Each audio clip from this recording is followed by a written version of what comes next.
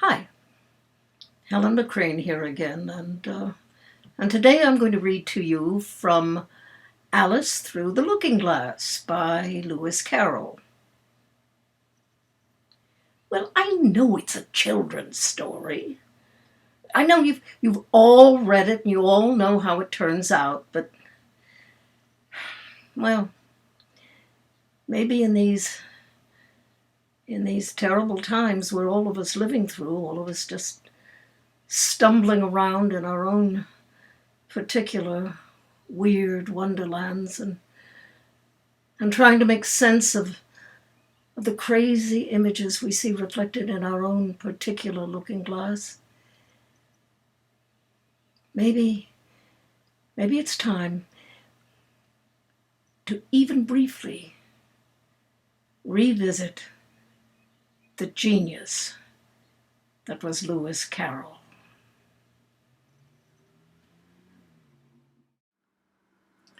We take up our story just after Alice has finished talking with Tweedledum and Tweedledee. She is now being pursued by an enormous crow with monstrous black wings that blot out the sun. Alice seeks shelter in a wood. Alice ran a little way into the wood and stopped under a large tree. "It can never get at me here," she thought. It's far too large to squeeze itself in among the trees, but I wish it wouldn't flap its wings so. Makes quite a hurricane in the wood. Oh, here's somebody's shawl being blown away. Chapter 5. Wool and Water. She caught the shawl as she spoke and looked about for the owner. In another moment, the White Queen came running wildly through the wood, with both arms stretched out wide as if she were flying, and Alice very civilly went to meet her with the shawl. "I'm very glad I happened to be in the way," Alice said as she helped her put the shawl on again. The White Queen only looked at her in a helpless, frightened sort of way and kept repeating something in a whisper to herself that sounded like bread and butter, bread and butter. And Alice felt that if there was to be any conversation at all, she must manage it herself. So she began rather timidly. "Am I addressing the White Queen?" "Well, yes, if you call that addressing," the Queen said. "It wouldn't be my notion of the thing at all." Alice thought it would never do to have an argument at the very beginning of their conversation, so she smiled and said, "Well, if your Majesty will only tell me the right way to begin, I'll do it as well as I can." "But I don't want it done at all," groaned the poor Queen. "I've been addressing myself for the last 2 hours. It would have been all the better, as it seemed to Alice, if she had got someone else to dress her. She was so dreadfully untidy. "Every single thing's crooked," Alice thought to herself, "and she's all over pins. May I put your shawl straight for you?" she added aloud. "I don't know what's the matter with it," the Queen said in a melancholy voice. "It's out of temper, I think.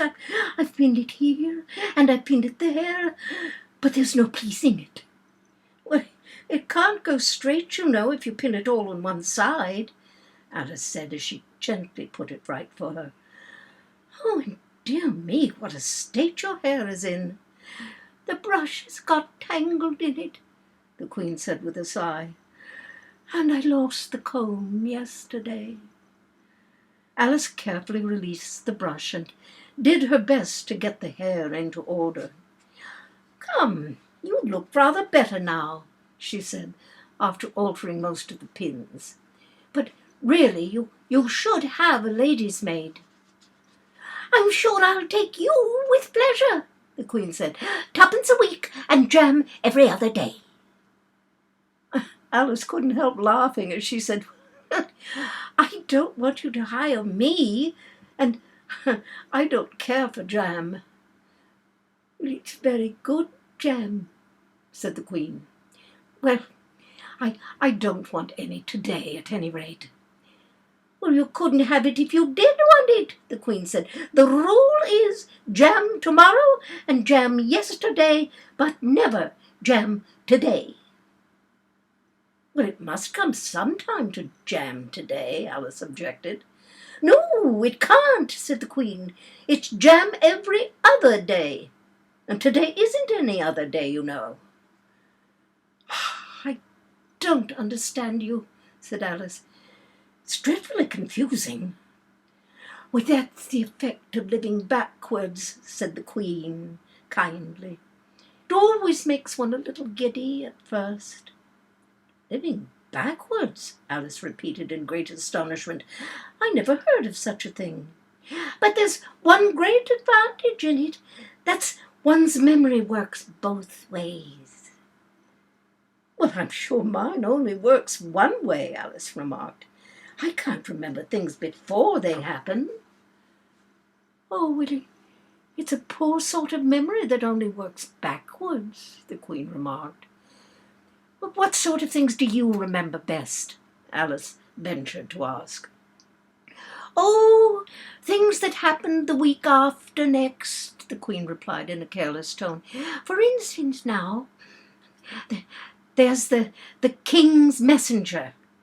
He's in prison now, being punished, and the trial doesn't begin even till next Wednesday, and of course the crime comes last of all.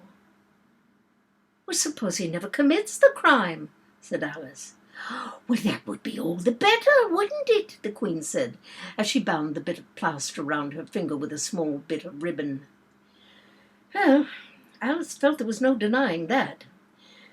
Well, of course it would be all the better, she said, but it wouldn't be all the better his being punished. Oh, you're wrong there, at any rate, said the Queen. Were you ever punished? Only for faults, said Alice. Well, you were all the better for it, I know, the Queen said triumphantly. Yeah, well, yes, but then I had done the things I was punished for, said Alice. That makes all the difference. But if you hadn't done them, the Queen said, that would have been better still. Better and better and better. Her voice went higher with each better, till it got to quite a squeak at the last. Alice was just beginning to say, there's a mistake somewhere, when the Queen began screaming so loud that she had to leave the sentence unfinished. Oh, oh, oh, shouted the Queen, shaking her hand about as if she wanted to shake it off. My finger's bleeding. Oh, oh, oh, oh. Her screams were so exactly like the whistle of a steam engine that Alice had to hold both her hands over her ears. What is the matter? She said, as soon as there was a chance to make herself heard. Have you pricked your finger? Well, I haven't pricked it yet, the Queen said, but I soon shall. Oh, oh, oh! When do you expect to do it? Alice said, feeling very much inclined to laugh. When I fasten my shawl again, the poor Queen groaned out. The brooch will come undone directly. Oh, oh! And as she said the words, the brooch flew open, and the Queen clutched wildly at it and tried to clasp it again. Take care, cried Alice, you're holding it all crooked. And she caught at the brooch, but it was too late. The pin had slipped, and the Queen had pricked her finger. That accounts for the bleeding, you see, she said to Alice with a smile. Now you understand the way things happen here. But why don't you scream now? Alice asked, holding her hands ready to put over her ears again. Why, I've done all the screaming already, said the Queen. What would be the good of having it all over again? Well, by this time it was getting light. "Oh, the crow must have flown away, I think," said Alice. "I'm so glad it's gone. I thought it was the night coming on." "Oh, I wish I could manage to be glad," the Queen said. "Oh, no, I can never remember the rule. You must be very happy living in this wood and being glad whenever you like." "Oh, only it's so very lonely here," Alice said in a melancholy voice, and at the thought of her loneliness, 2 large tears came rolling down her cheeks. "Oh, don't go on like that," cried the poor Queen, wringing her hands in despair. "Consider what a great girl you are. Consider what a long way you've come today. Consider what o'clock it is. Consider anything, only don't cry." Alice could not help laughing at this, even in the midst of her tears. "Can you keep from crying by considering things?" she asked. "That's the way it's done," the Queen said with great decision. "Nobody can do 2 things at once, you know. Let's consider your age to begin with. How old are you?" "I'm 7½ exactly."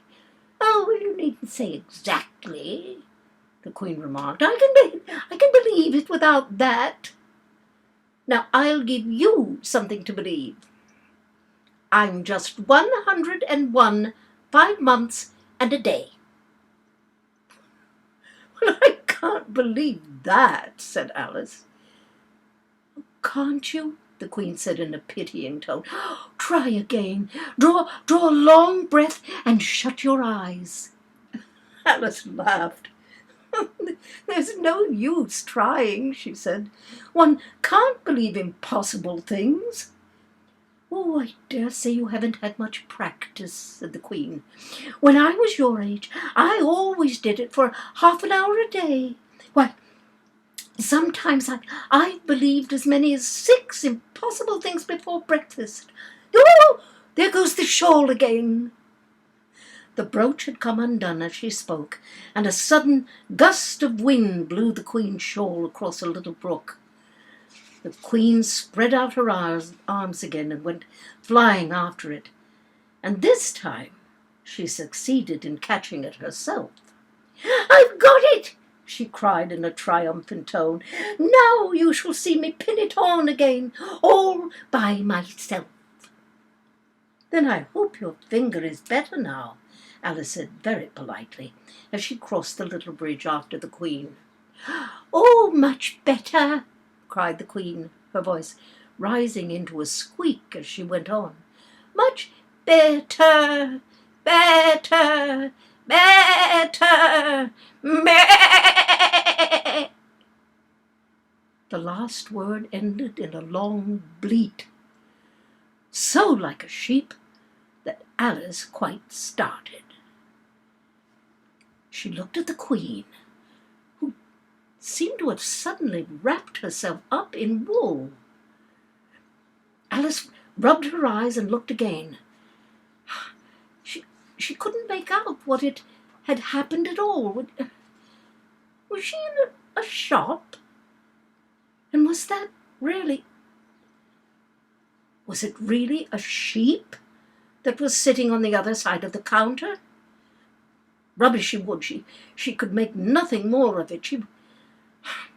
She was in a little dark shop, leaning with her elbows on the counter, and opposite to her was an old sheep sitting in an armchair, knitting, and every now and then leaving off to look at her through a great pair of spectacles.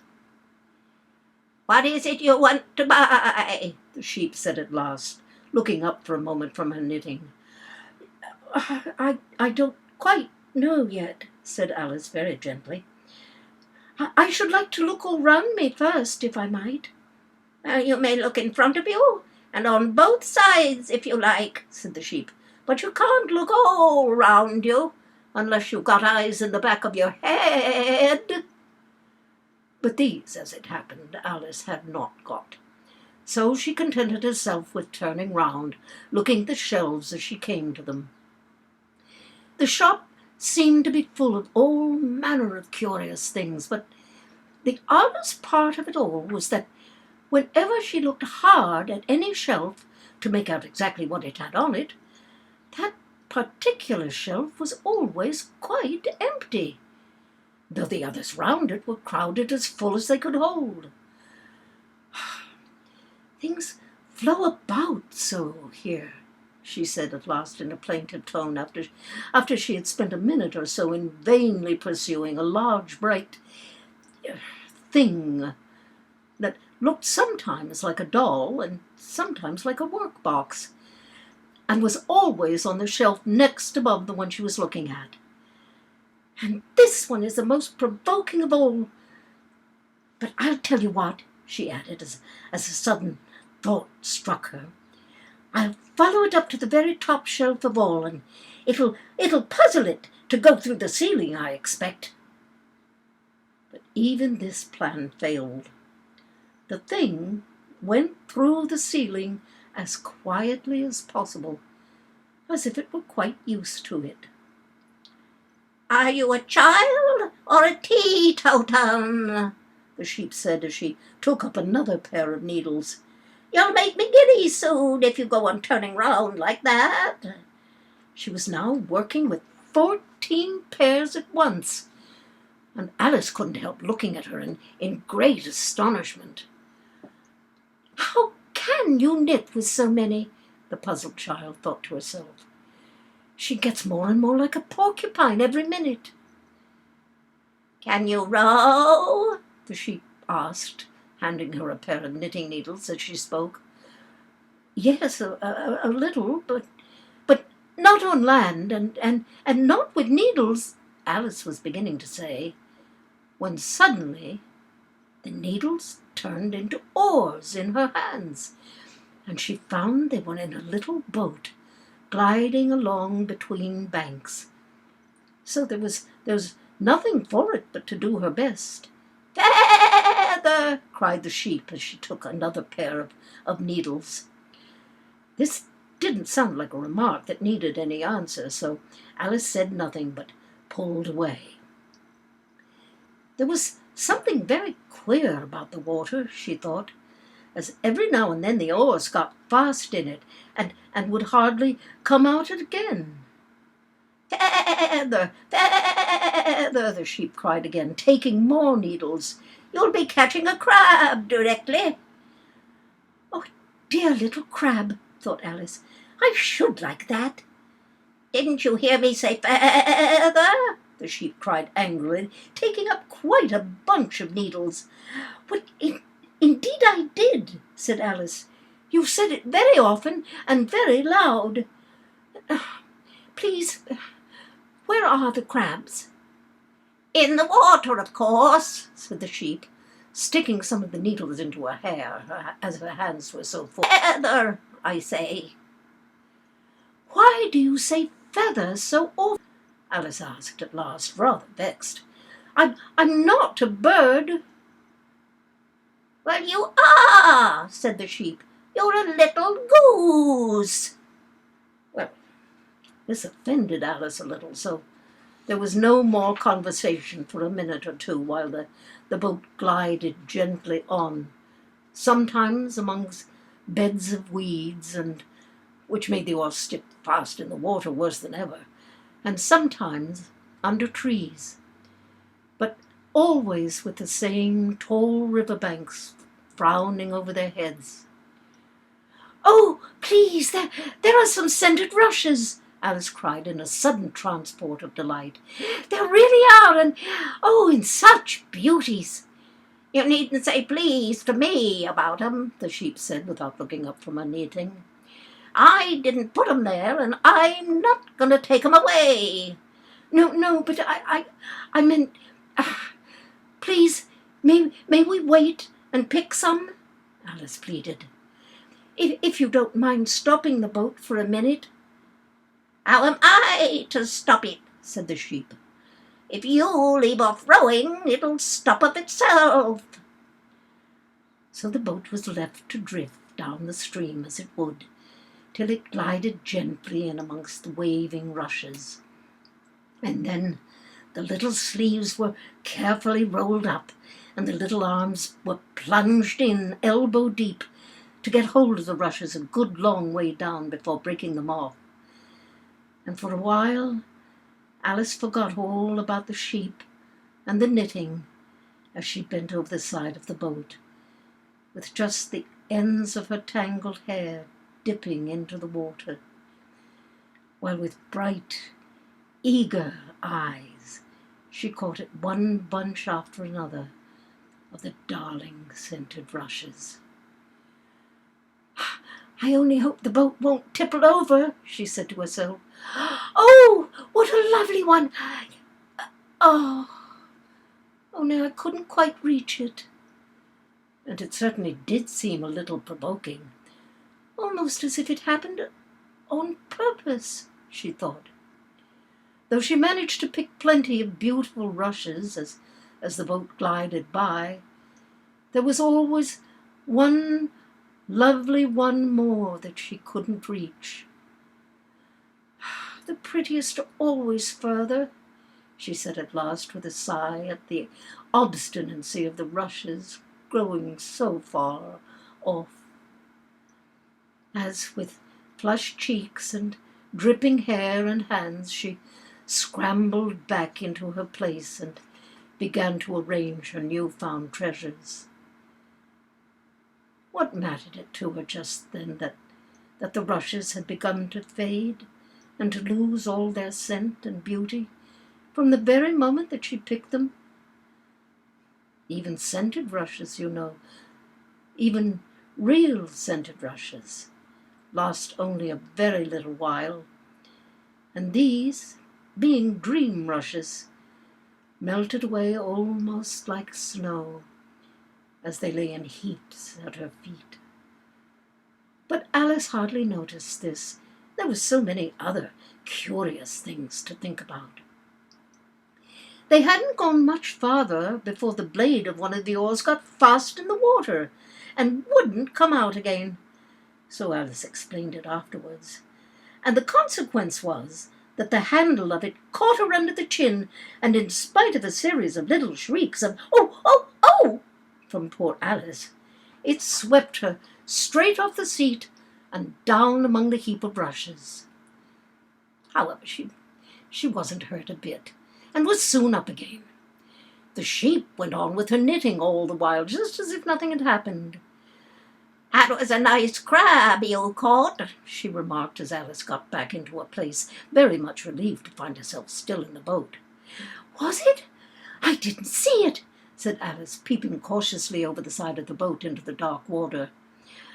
"Oh, I wish it hadn't let go. I should so like a little crab to take home with me." But the sheep only laughed scornfully and went on with her knitting. "Are there many crabs here?" said Alice. "Crabs, all sorts of things, plenty of choice, only make up your mind. Now, what do you want to buy?" "To buy?" Alice echoed in a tone that was half astonished and half frightened, for the oars and the boat and the river had vanished all in a moment, and she was back again in the little dark shop. I should like to buy an egg, please," she said timidly. "How do you sell them?" "5 farthing for one, 2 for 2, the sheep replied. "Then 2 are cheaper than 1? Alice said in a surprised tone, taking out her purse. "Only you must eat them both if you buy 2, said the sheep. Then I'll have 1, please," said Alice, as she put the money down on the counter, for she thought to herself, they mightn't be at all nice, you know. The sheep took the money and put it away in a box, and then she said, I never put things into people's hands. That would never do. You must get it for yourself." And so saying, she went off to the other end of the shop and set the egg upright on the shelf. "I wonder why it wouldn't do," thought Alice, as she groped her way among the tables and chairs, for the shop was very dark toward the end. "The egg seems to get further away the more I walk towards it. Let me see. Is this a chair? Why, it's got branches, I declare. Oh, how very odd to find trees growing here. And actually, here's a little brook. Well, this is the very queerest shop I've ever seen." So she went on, wondering more and more at every step, as everything turned into a tree the moment she came up to it, and she quite expected the egg to do the same.